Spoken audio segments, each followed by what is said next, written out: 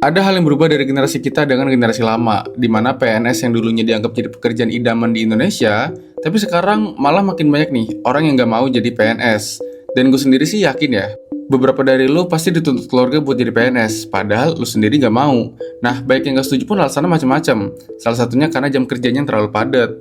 Fun fact-nya, negara kita sendiri sekarang lagi ngerem nih buat jumlah PNS baru. Bukan karena nggak butuh ya, tapi karena anggarannya itu terlalu berat, bahkan jadi terlalu banyak pegawainya. Berarti wajar dong kalau kita juga mulai mempertanyakan hal yang sama. Karena kalau peluangnya makin terbatas, rasanya wajar aja kalau ekspektasinya mulai dipertanyakan. Apakah PNS ini masih worth it jadi pekerjaan? Nah, makanya di video kali ini, gue mau bahas apakah PNS ini masih jadi pekerjaan yang idaman. So, disimak sampai habis.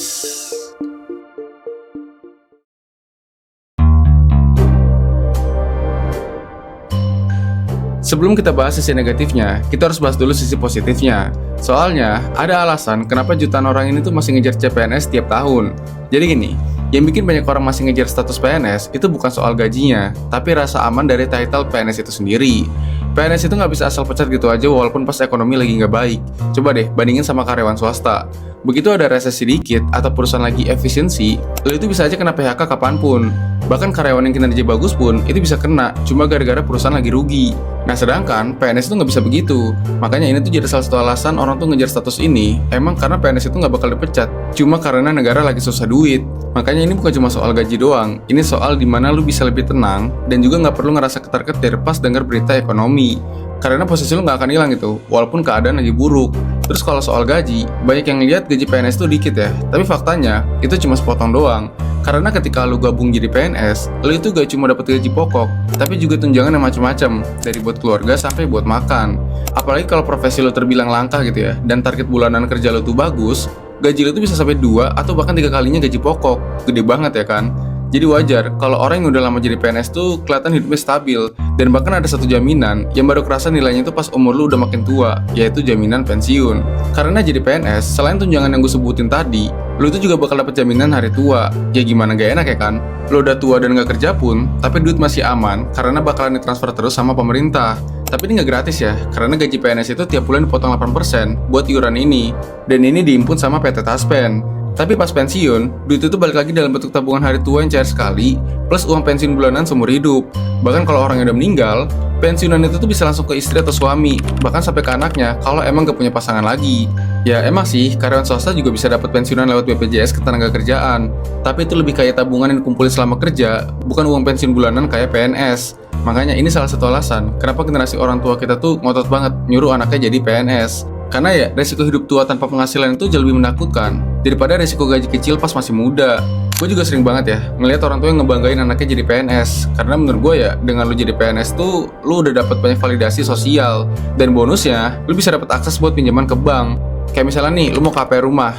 KPR lu tuh lebih gampang di-ACC gitu, karena penghasilan lu udah jelas dibandingkan kerjaan lain yang gak punya penghasilan tetap. Dan juga, gak jarang gue liat keluarga yang kasih restu untuk nikah karena pasangannya tuh PNS. Jadinya dengan lu jadi PNS, ya at least akses kepercayaan tuh lebih gampang lah. Karena title PNS itu selalu dalam bayangan kerjaan yang paling stabil dan paling terjamin hidupnya. Tapi segala hal baik tadi itu juga ada harganya nih, yang harus lu bayar pas jadi PNS. Karena sistemnya lambat, dimana buat naik gaji yang signifikan, lu harus nunggu bertahun-tahun. Coba deh lu perhatiin, gak semua PNS itu karirnya semulus itu. Ada yang udah ngabdi selama belasan tahun, tapi golongannya gitu-gitu aja. Kenapa? Karena naik golongan itu gak otomatis, dimana ada syarat tertentu. Dari disuruh sekolah lagi sampai harus naik jabatan tertentu. Dan kalau lu nggak ngejar itu semua, ya golongan lu bakal nge-stuck gitu, dengan gaji yang sama aja. Ditambah lagi, kenaikan gaji pokok PNS ini secara nasional tuh tergantung kebijakan pemerintah dan kemampuan APBN. Bisa aja gaji pokok PNS itu stagnan bertahun-tahun sebelum akhirnya dinaikin lewat aturan baru. Bahkan kalau lu tahu, banyak PNS senior itu yang secara nominal gajinya kalah sama anak muda yang baru 2-3 tahun kerja di startup atau jadi freelancer yang sukses. Makanya banyak orang ngebandingin pekerjaan-pekerjaan ini. Mereka tuh dapat duit dari momentum yang bisa ngasih puluhan sampai ratusan juta dalam waktu bulanan. Makanya ketika lo jadi PNS, itu gak bisa dibilang stabil dan aman aja, karena tetap ada tantangan yang harus lo hadapin, terutama soal waktu dan juga proses yang panjang.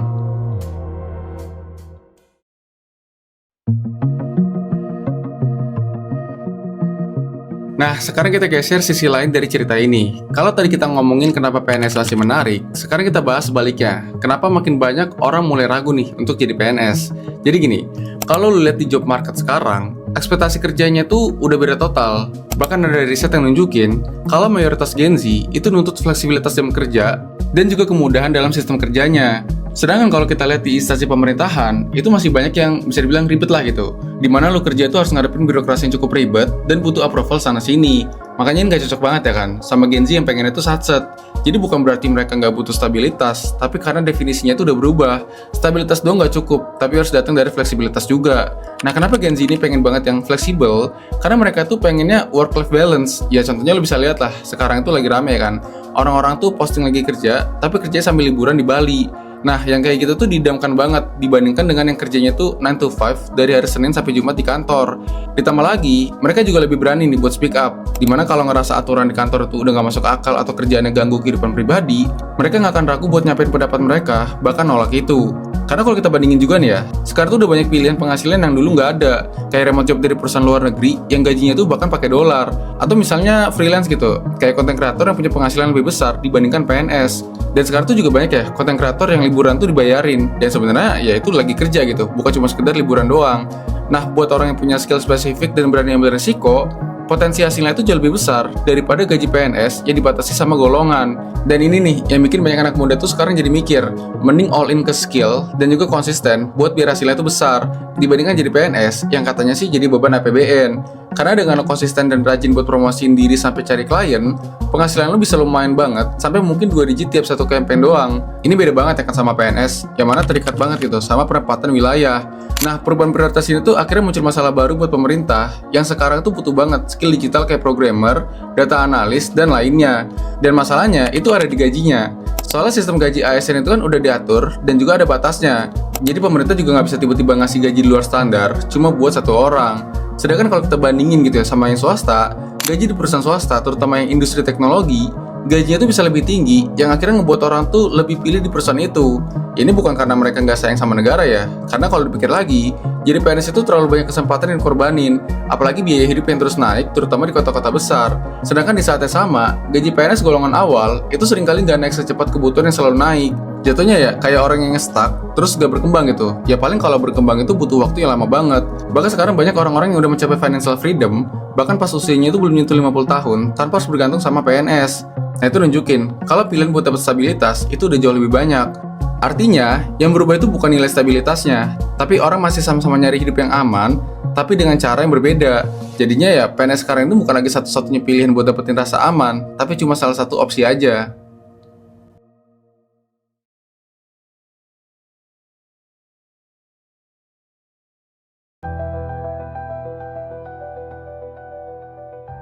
Sebenarnya sih untuk menjawab apakah PNS itu masih menjadi pekerjaan yang idaman atau enggak, jawabannya itu tergantung di dalam diri lu dan juga tentang apa yang lu cari dalam hidup lu.